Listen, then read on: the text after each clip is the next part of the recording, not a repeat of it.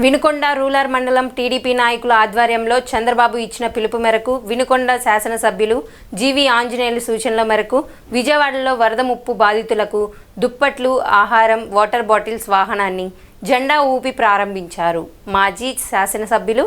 మక్కినేని మల్లికార్జునరావు మరియు టీడీపీ నాయకులు. వరద సహాయక చర్యల్లో భాగంగా ముఖ్యమంత్రి గారి ఆదేశాల మేరకు మన శాసనసభ్యులు జీవి ఆంజనేయులు గారి నేతృత్వంలో ఈ రోజున వినుకొండ రూరల్ మండలానికి సంబంధించి మరి ఇక్కడ తెలుగుదేశం పార్టీ తరఫున మిత్రులందరూ కలిసి ఈ కార్యక్రమాన్ని ఏర్పాటు చేశారు. ఈ రోజున దుప్పట్లు, బిస్కెట్లు, మంచినీరు తదితర ప్రజలకు ఉపయోగపడేటటువంటి నిత్యావసర సామాగ్రిని ఈ రోజున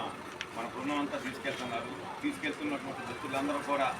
మరి పార్టీ తరఫున అదేవిధంగా ఎమ్మెల్యే గారి తరఫున హృదయపూర్వకమైనటువంటి అభినందనలు తెలియజేస్తూ తప్పనిసరిగా మీరందరూ క్షేమంగా అక్కడికి వెళ్ళి